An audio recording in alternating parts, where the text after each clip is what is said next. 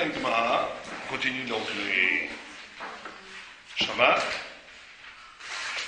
Et Amar Rabba bar Avuna, donc on va parler des 3 choses qu'un homme doit dire avant Shabbat.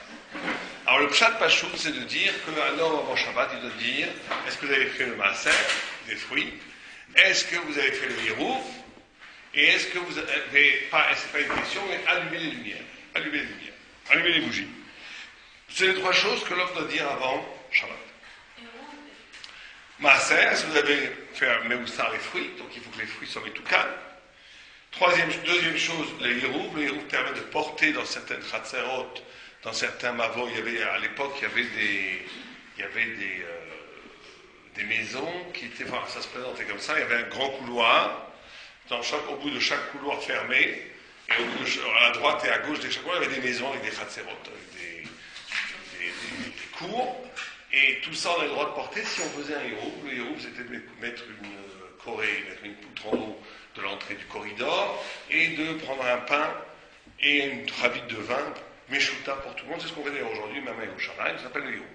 Ce qui permet de porter à l'intérieur de cet ensemble. Troisième chose, allumer les bougies. Alors ça c'est le pshat. Mais alors la Gemara nous dit, Avaladamu Rabanan, Shalosh Dvarim Tzarich Adam Lomar Beto, Tzarech Memra Beni Chuta.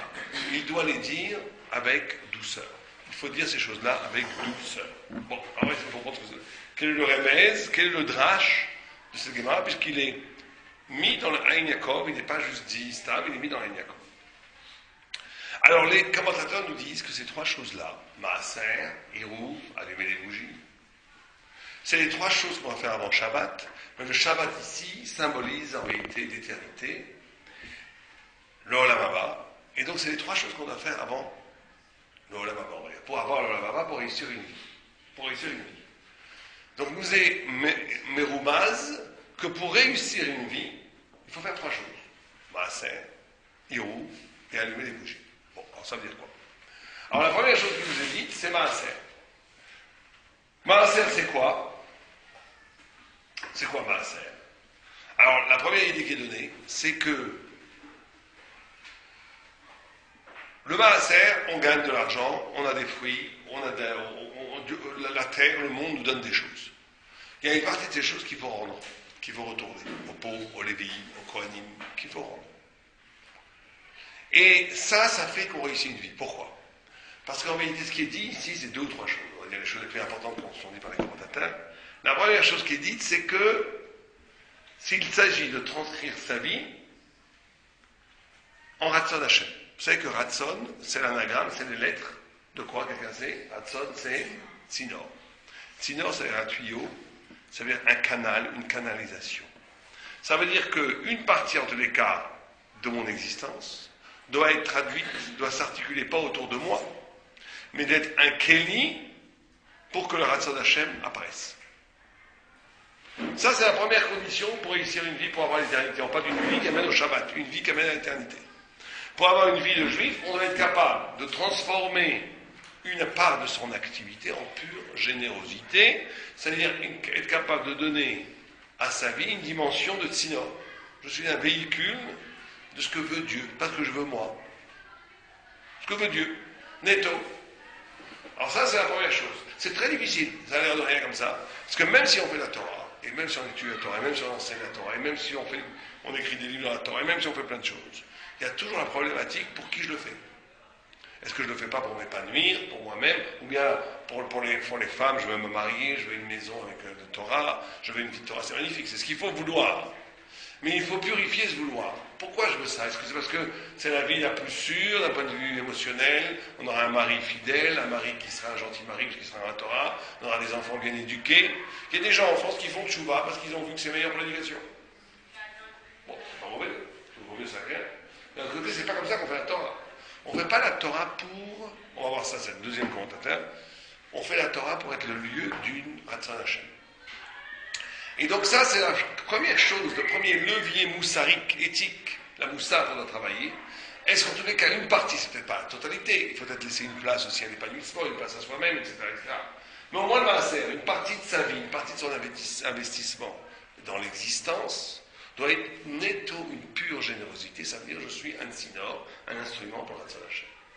La deuxième chose qui est dite, et ça c'est déjà encore plus difficile pour nous à comprendre, c'est qu'il est très important, et c'est ça le rôle du Maaser, de créer des espaces dans Am Israël qui ne sont pas soumis aux principes économiques, aux principes productifs. Par exemple, de façon très simple, l'argent allait où? Le maaser, à l'époque, ce n'était pas le maaser d'Amim, comme aujourd'hui le maaser d'argent qui est le plus important, c'est le maaser de la récolte. On le donnait aux Lévim, aux Kohanim, les Lévim, ils ne travaillaient pas. Ils ne travaillaient pas, ils étaient dans le temple. Ils s'occupaient du temple.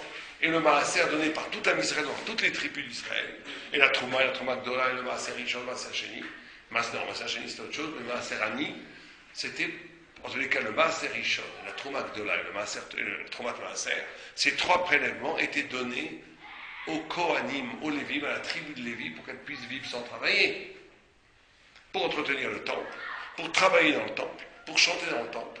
Et donc, on nous dit ici, on va voir comment il faut le traduire aussi d'un point de vue individuel, mais en tous les cas au niveau de collectif, c'est important de créer des espaces qui n'obéissent à aucune logique économique. Ça va même plus que ça. C'est très important de créer une Torah qui ne sert à rien.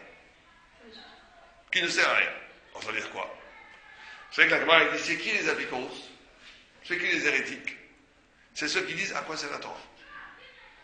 À quoi ça sert? La Gemara dit, c'est ça, c'est man apikorsut, man apikorsim, qui sont les apikorus? La Gemara dit, man de hamar, celui qui dit, mahanehu rabanan. À quoi est-ce qu'ils nous aident les rabanan? À quoi ça sert? À quoi ça sert les gens qui étudient toute la journée? À quoi ça sert les chivotes? À quoi ça sert? Ben, la vraie réponse, ça sert à rien, il faut que ça sert à rien. Ça veut dire quoi? Ça veut dire que dès que je dis à quoi ça sert, et je veux que ça serve à quelque chose, ça veut dire que je réduis tout à la société, aux politiques, à l'argent. Il faut que ça serve à la société. Alors que la Torah, quand on dit qu'elle sert à rien, c'est pas grâce à elle sert à rien en absolu. Elle sert à rien dans ce monde, dans le monde du réel. Elle sert à rendre l'homme, à rapprocher l'homme de Dieu, à l'absolu, aux choses qui sont de l'éternité, mais qui ne sont pas palpables dans ce monde-ci. Et donc la Torah nous dit, pourquoi est-ce qu'il faut donner le maaser? Parce qu'on va, à partir du maaser, pouvoir créer socialement, réellement, dans Am Israël, une tribu. Et le Rambam dit, c'est pas simplement les Lévim, toute personne qui veut se consacrer à l'étude de la Torah, indigne de Lévi. Vous savez que c'est une grande contradiction dans le Rambam, parce que le Rambam il dit, on n'a pas le droit d'étudier à plein temps et de recevoir de l'argent de la Zdaka. Le Rambam dit, celui qui fait ça, il mange les pérodes du Olam Haba pour l'amazé. Ça, c'est un réel Chazaka. Alors que dans mon René Bouchim, il dit que n'importe qui peut être comme les Lévis. Et il peut dire, moi je vais tuer à temps jour et nuit, je vais être pris en charge pas comme les Lévis. C'est une grande contradiction, il y a énormément de réponses à cette contradiction. Mais en tous les cas, le Rambam dans mon René Bouchim, il dit ça. Il dit qu'il est très important que, et c'est important dans les deux sens, c'est important qu'il y ait des personnes qui amènent. Parce que quand on dit que ça ne sert à rien, ça veut dire qu'on crée un espace dans ce monde-ci qui obéit à une logique divine et pas une logique mondaine, humaine. C'est ça l'important. C'est de créer un monde qui n'est pas assujetti ni aux politiques, ni à l'économique, ni à rien. C'est pour ça qu'en Israël, jusqu'à aujourd'hui, tous les autres peuples, ils ont été détruits parce qu'ils étaient complètement détruits par l'histoire, parce qu'ils étaient que le produit de l'histoire. Les causes de l'histoire n'étaient plus là, ils s'effondrent. En Israël, il est éternel parce qu'il y a une partie de son être intérieur qui est lié à l'éternité, donc il est éternel, tu ne pourras jamais le détruire. Parce qu'il n'est pas lié au moment. Il crée des espaces de signification, des espaces de Torah, des espaces de mitzvot, qui n'ont aucun rapport avec le monde, mais qui sont le reflet du monde futur, de l'éternité de Dieu. Et c'est ça la fonction fondamentale du maaser. Et les Balei Moussa disent que cette notion-là, elle n'est pas simplement collective, elle est aussi individuelle. Chaque personne doit se dire, est-ce qu'une partie de moi est en relation avec Dieu sans aucun, qui n'obéit à aucune logique. Aucune logique de ce monde-ci. Est-ce qu'il y a une partie de mon investissement dans l'existence existentielle qui fait que je ne fais pas ça pour avoir un poste, je ne fais pas ça, je n'étudie pas la Torah pour être rabbin, je n'étudie pas la Torah pour un jour être dayan, je n'étudie pas la Torah pour gagner ma vie, je n'étudie pas la Torah même pour avoir le olam haba, j'étudie la Torah parce qu'en soi, c'est un rapport avec Dieu. Il y a une partie en soi qui doit être désintéressée de façon radicale. Et ça, c'est la deuxième notion du maaser. Alors, la troisième chose qui est tout à fait intéressante, c'est que le texte nous dit que ça s'enseigne. Puisqu'on dit, on doit le dire. Le maître de maison, le mari, doit dire, est-ce que vous avez pris le maaser? C'est pas simplement, d'après le chat, c'est est-ce que vous avez pris le maaser sur les frites qu'on va manger Shabbat, d'accord. Mais le remez, c'est que le père de maison, celui qui amène la spiritualité, doit enseigner la générosité à sa famille. Comment est-ce qu'on enseigne la générosité? À première vue, ça ne se transmet pas, c'est inné. Comment est-ce qu'on transmet la générosité? Oui. On montre l'exemple, ça c'est sûr. Mais comment, de façon générale, vous pouvez enseigner le bien? En faisant le bien humain, c'est certain. Mais comment est-ce que ça s'enseigne? D'accord, ça c'est très important ce que vous dites. On donne envie. Comment on donne envie? Et comment on réveille chez l'autre le bien? Vous savez pourquoi les gens, quand des gens ont du mal à étudier la Torah, quand des gens ne sont pas généreux, ne sont pas capables de donner le maaser, pourquoi d'après vous c'est comme ça? Pourquoi les gens sont radins ou pas généreux, ne sont pas capables de vraie générosité? Pourquoi? Si je vous demandais pourquoi, quelle est la vraie réponse? Parce que c'est le père, il se rend pas compte. Comment? Le père leur a bien enseigné la générosité. Alors pourquoi le père est radin, lui? Son père, au bout de la chaîne, il y a comme Avinu, qui était très généreux. Donc il y avait... Ils se rendent pas compte de la valeur de... Non, mais il y a des gens qui se rendent tout à fait compte de Shabbat, ils sont très... mais dès que ça arrive à l'argent, c'est fini. Ils n'ont pas confiance, ils ont peur du lendemain, ils savent pas s'ils vont se faire du lendemain. Ah, bon, ça sera projeté. Pourquoi ils n'ont pas confiance? Quoi, c'est pas sûr. Les mêmes radins, ils vont dépenser une fortune pour louer une villa, pour leurs vacances à eux. Mais donner aux autres, impossible. C'est sur le moment même, ils ont peur ils savent pas comment ils vont faire, ils sont pas sûrs qu'ils vont être. Mais alors pourquoi ils dépensent énormément d'argent pour eux? Ça, c'est le radin qui ne dépense même pas pour lui. Au moins, il est logique. Je ne donne pas plus à moi qu'aux autres. Bon, c'est pas bien, mais au moins, c'est mieux que celui qui... Il y a des gens qui dépensent tout pour eux et rien pour les autres. Pour d'où ça vient? Je crois que c'est eux qui ont travaillé pour ça.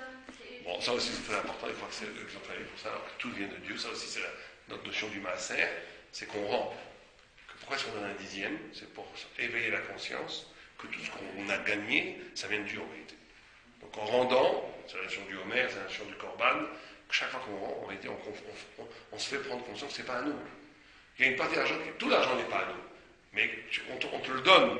Mais pour comprendre que ce n'est pas à toi, il faut en rendre une partie.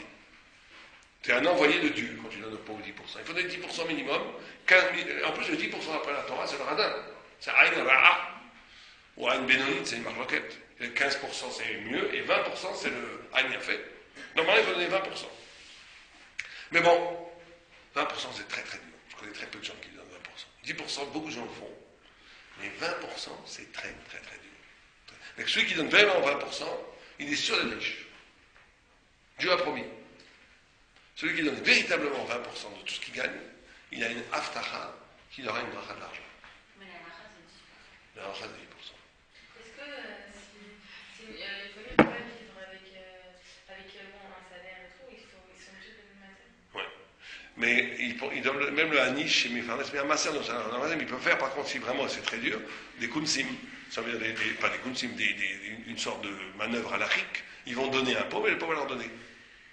Il trouve quelqu'un comme lui, qui n'a pas d'argent. Le pauvre gars, il a 5 enfants et il gagne 5000 shekels, disons. Il donne 500 shekels à son voisin. Et son voisin lui donne 500 shekels aussi, parce qu'il se donne le masser réciproquement. Il y a aussi des trucs comme quoi on peut donner le massage, on va dire pour l'étude des enfants. L'étude des enfants, on n'a pas, c'est une grande erreur. Et puis à la fin. Si c'est dans une initiale. Non, pour le limoud des enfants, on ne peut pas donner le masser, parce qu'on est mechouyab. Certains disent qu'après bar mitzvah, donc je ne suis plus mechouyab, donc je peux donner le masser.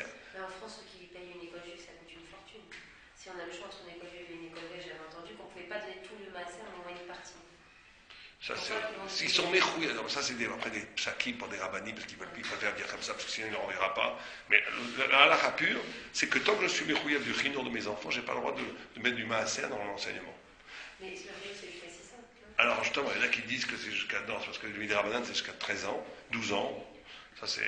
Donc il y en a qui disent... À la limite, on pourrait presque compter le maaser de la nourriture qu'on donne aux enfants, parce qu'on n'est pas obligé de les nourrir après 11 ans. Midi Rabbanan de 6 ans, après... Donc ça peut-être... Donc il y a des couleurs, des chumot, ça après, il faut voir les halakha. Mais de façon isodite, pour le Talmud Torah, on n'a pas le droit pour le maaser. C'est un tlakim de halakha. Sauf si on n'est pas... Alors on peut donner... on peut dire, si je donnais une école... je ne donne pas pour l'enseignement pour l'enfant, je donne pour aider l'école.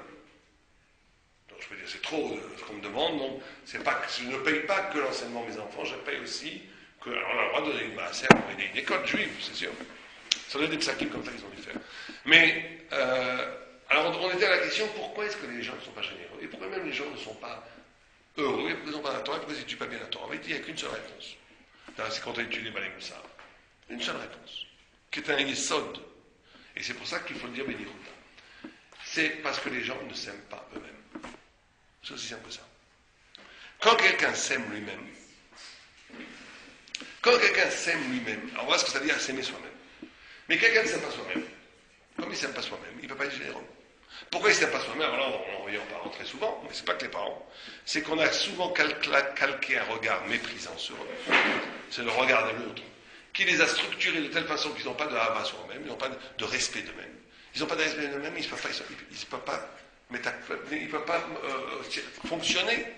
Alors, c'est comment l'exemple de celui que vous avez dit, c'est qu'il y a un qui s'aime lui-même, c'est-à-dire qu'il s'aime que lui-même. Non, c'est une fausse abandon. Il aime la partie base de lui-même. Il ne se respecte pas lui-même. Quelqu'un qui se respecte lui-même. On parle de quelqu'un qui a, même chez les goïms, quand ils ont du respect d'eux-mêmes, il y a une générosité qui vient. C'est un truc humain. C'est pas que juif. C'est fondamentalement juif. Mais la notion de l'incapacité de générosité, qui n'est pas d'ailleurs que d'argent.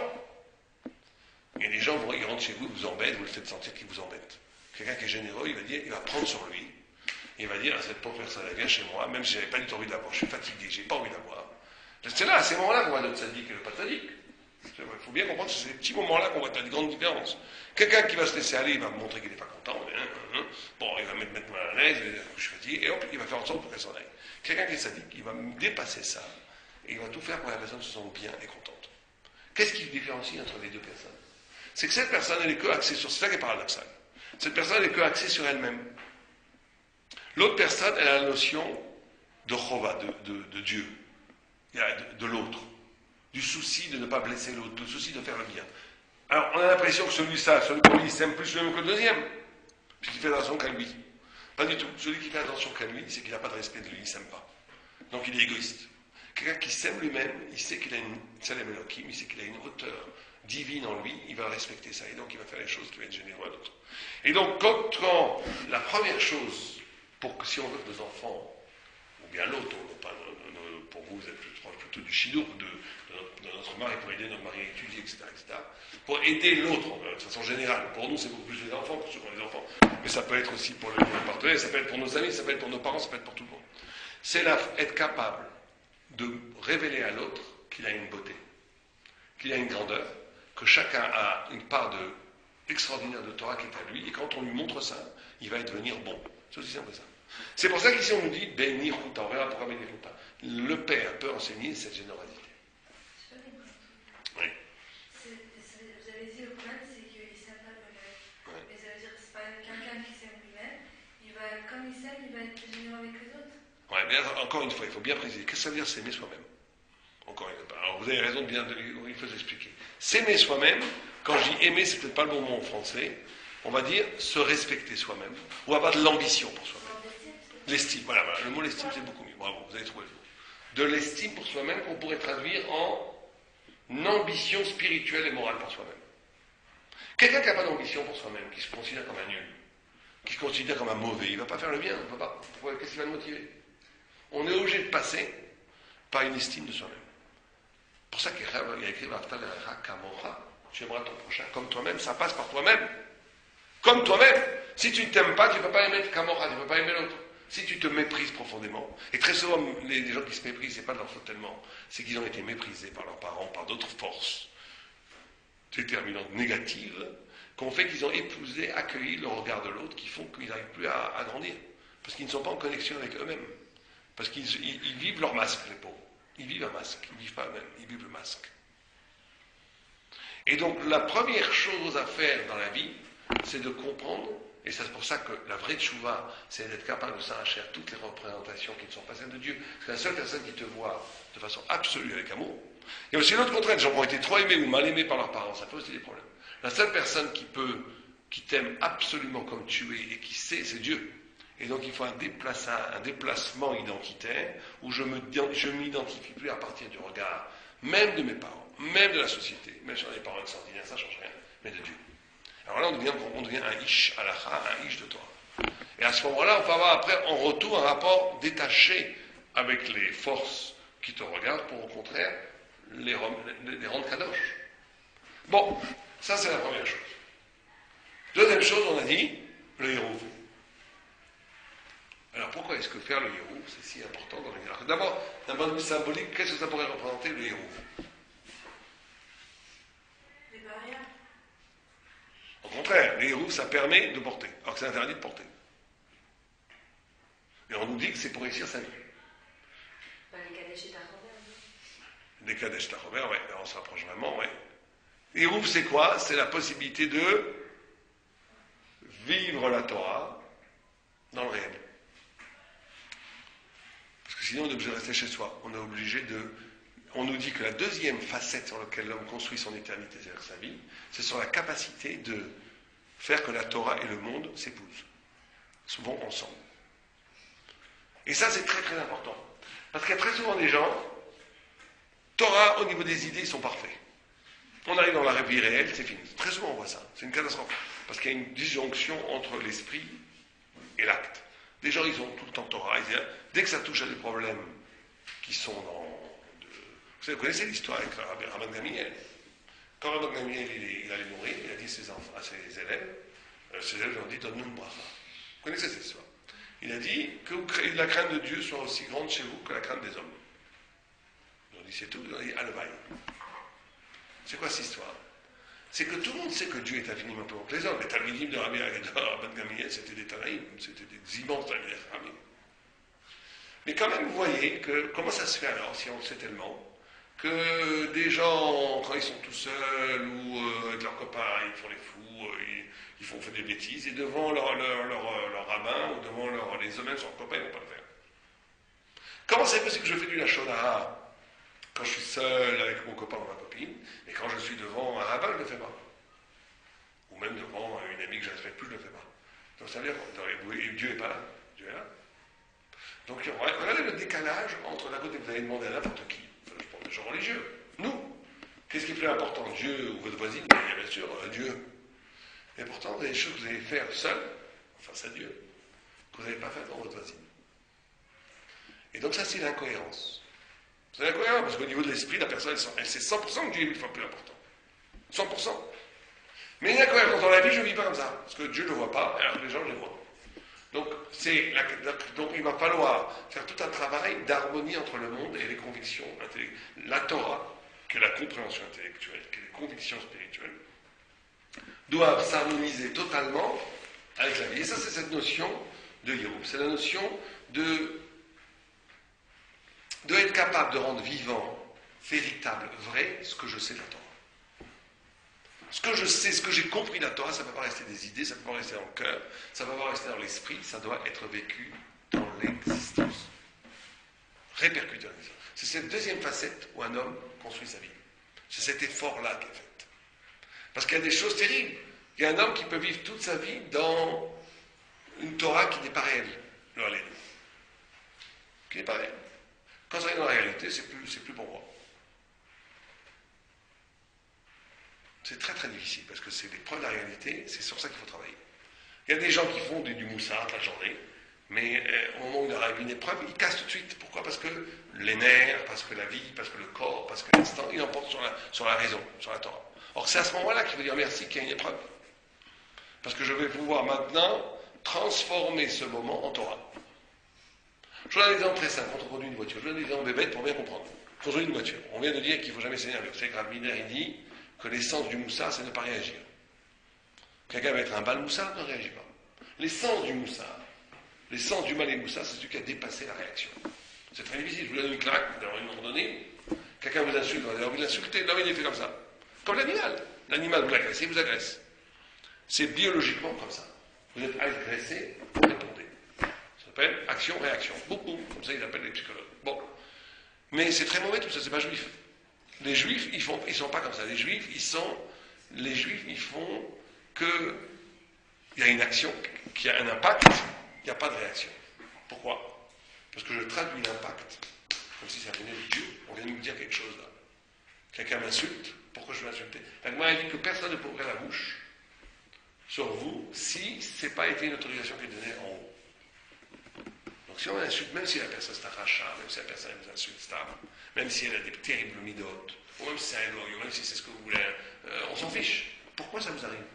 Les tzadikim, quand un chien ils aboyait sur eux, ils se disaient, mais pourquoi? J'ai dû faire une faute. Elle ne va pas commencer à répondre au chien. Si un chien aboie sur vous, vous n'allez pas aboyer. Bon, là, on comprend qu'il ne faut pas être en réaction. Mais l'essence du moussaf, alors comment ça se fait ça? Mais parce que ça, quand on est capable dans la vie de réagir, de ne plus réagir de façon instinctive, mais de retraduire tout élément agressif comme un signe que je dois mettre une mida ou mettre quelque chose en moi, là on a gagné. On est l'homme libre. On est l'homme qui est avec Dieu, qui n'est plus avec les autres. Et donc on est libre. Parce que plus personne ne peut te toucher vraiment à ce moment-là. Moi j'avais vu une fois un grand sadique qui donnait un cours, il y avait un fou, je ne sais pas, pendant un de ses élèves, je ne sais pas comment il avait été éjecté dans les Shiva, quelqu'un complètement. Il insultait en public. Il insultait le roche Shiva en public. Tant qu'il donnait un Shiva. Et il lui disait des atrocités. Et la personne, je ne veux pas dire son nom parce qu'il a quand même été insulté, c'est quand même un Shiva Hashem, mais il a extraordinaire, comme il ne réagissait pas. Et on sentait qu'il prenait, et c'était pas dur pour lui presque. On sentait que il y a des gens qui auraient pu faire comme ça, genre je ne réponds pas, mais je boue à l'intérieur. C'est aussi déjà un grand niveau. Mais lui, c'était complètement accepté. J'accepte. Dieu m'a fait ça, il m'envoie ce bonhomme, c'est que j'ai un problème aussi. Donc il faut que je travaille avec ça. Je travaille avec le réel. Je ne commence pas à me révolter contre le réel. Le réel qui arrive, je le traduis en termes spirituels. Ça, c'est la notion de l'hérouve. Quand on fait ça, tout le réel devient à toi. Il n'y a plus d'interdit de porter.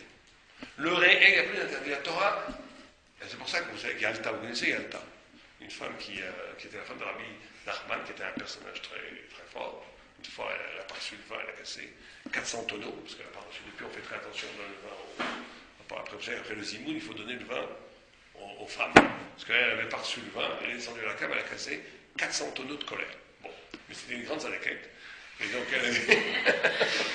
elle a demandé à son mari, moi je veux manger pas cachère. Il dit pourquoi? Il dit je veux goûter tout, donne-moi du cochon. Son mari c'était Rav Nachman. Et elle a dit pas de problème. Il a apporté un cerveau de poisson qui s'appelle chibouté, qui a le goût du cochon. Elle dit moi je veux manger du lait et de la viande, comme les goïms. Pas de problème. Le kral, c'est la mamelle qu'il y a dans les vaches. Si vous les faites les Sfaradim, peuvent plus, je peux manger que les Ashkenazim, mais dans la Gemara, il n'y a pas de problème, on peut faire les cuire et ça fait que les viandes en même temps. Toutes sortes de choses, je veux du sang. Et le kaved, c'est le foie c'est des coulodames, c'est que du sang. On peut le manger.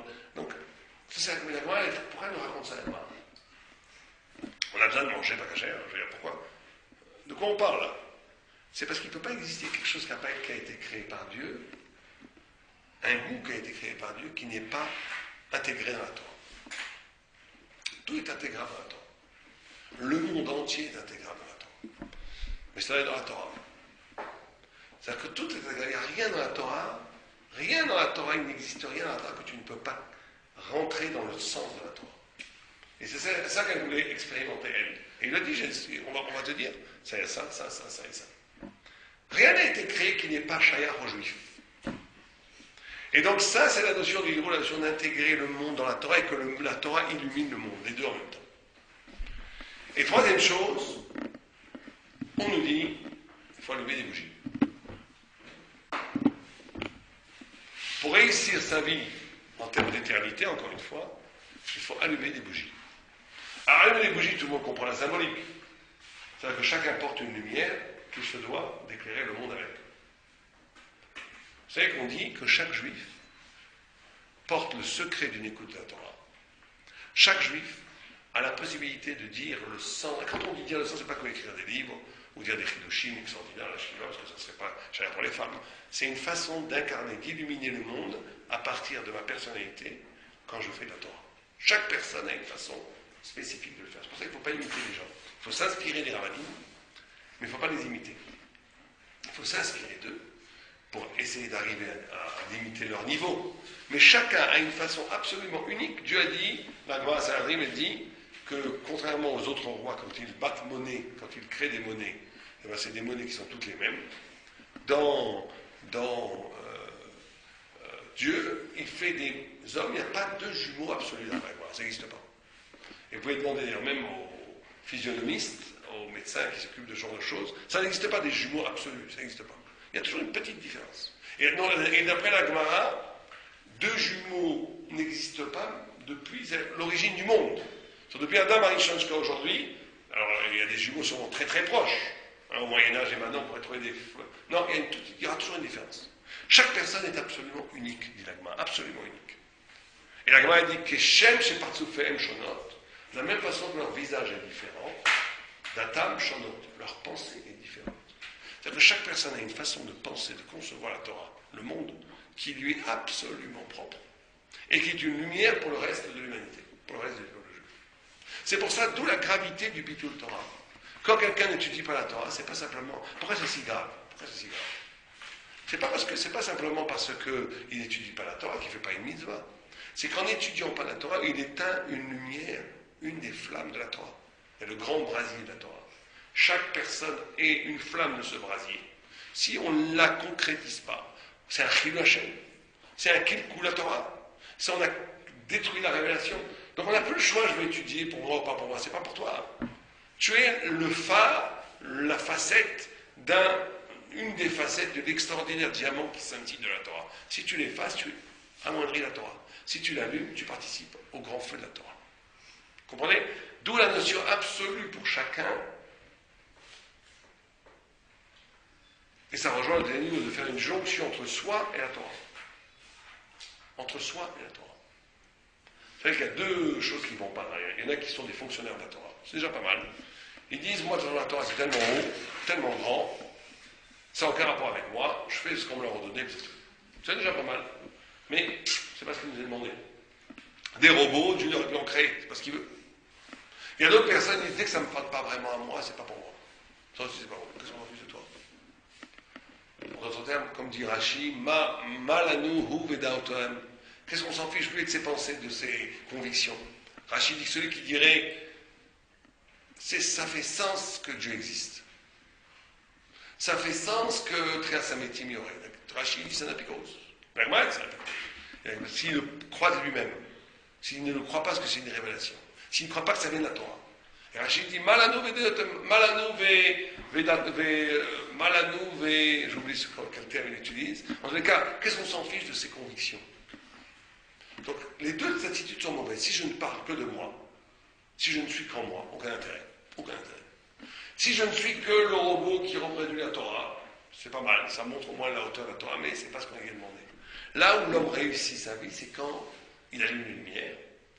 Et comment il allume la lumière, c'est quoi? C'est une flamme sur une bougie. La flamme, c'est la Torah, la bougie, c'est moi. Et chaque bougie va produire une flamme différente. Pourquoi? Parce que là où je deviens un homme qui réalise ma vie, c'est quand je reconnais dans la Torah moi-même, et quand je reconnais dans moi-même une qualité ou un défaut qui peut être le lieu du combat de la Torah, le lieu où la Torah peut s'incarner. Là, on réussit sa vie. C'est quand il y a la jonction du fini et de l'infini.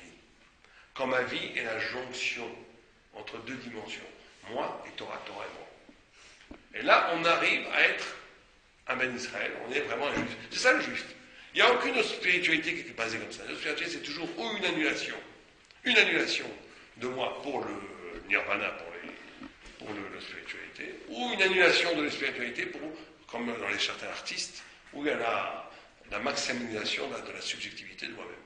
Et donc les goïms n'ont pas ce lien, parce qu'ils n'ont pas eu Sinaï.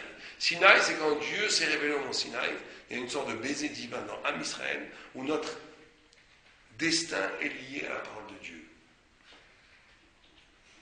Ça, on en parlera peut-être quand en Shavuot, on fera un cours sur Shavuot. C'est essentiellement ça, recevoir la Torah, c'est de comprendre ça. Ça, on fera un cours que sur Shavuot sur ça, parce que c'est très important. Et la Gemara continue, conclut en disant que toutes ces choses-là, on doit les enseigner Beniruta. Alors, qu'est-ce qu'elle veut nous dire la Gemara quand on dit Beniruta? Il faut le dire avec douceur. Pourquoi Python nous dit qu'il faut le dire avec douceur? Ça veut dire quoi? Pourquoi est-ce qu'il faut le dire avec douceur? Pourquoi d'après ça, il faut le dire avec douceur? Parce que si on le dit avec violence, si on impose à l'autre, on n'a rien réussi. On ne peut pas enseigner à nos enfants, ni à personne d'autre d'ailleurs, à nos élèves, ni à personne, avec violence, avec manipulation, il y avait un grand rave qui disait, il ne faut pas essayer d'influencer. Toi tu enseignes, et les gens prennent ce qu'ils veulent. Il ne faut pas essayer d'influencer. Après, il était très contre tous ces séminaires de ramener les gens de Chouva et tout, ce qu'il disait, tout ça c'est la manipulation, c'est pas derrière la Torah. Derrière la Torah, tu dis la vérité. La personne devant a la liberté de prendre ou pas prendre. Tu laisses la liberté. Ça veut dire quoi? Ça veut dire venir Ruta. Ça veut dire que si tu commences à manipuler la personne, si tu commences à lui forcer, c'est pareil pour l'éducation d'ailleurs. Peut-être que la personne va le faire. Mais elle va le faire parce que tu lui as imposé, donc tu as complètement coupé son acte de Dieu, de la divinité, de l'éternité, de l'infini, de la Torah. Ça devient du psychologique. Ça devient de l'éducation, comme je l'ai dit au niveau des savoir quoi. Ça devient du olamazé, on va dire. Bon, alors ça c'est autre chose. Mais même le lolishma, ça part de lui, vous voyez. Lolishma et un lolishma, c'est vrai aussi, on en parlera une autre fois si vous voulez. Ça part un lolishma qui vient de lui.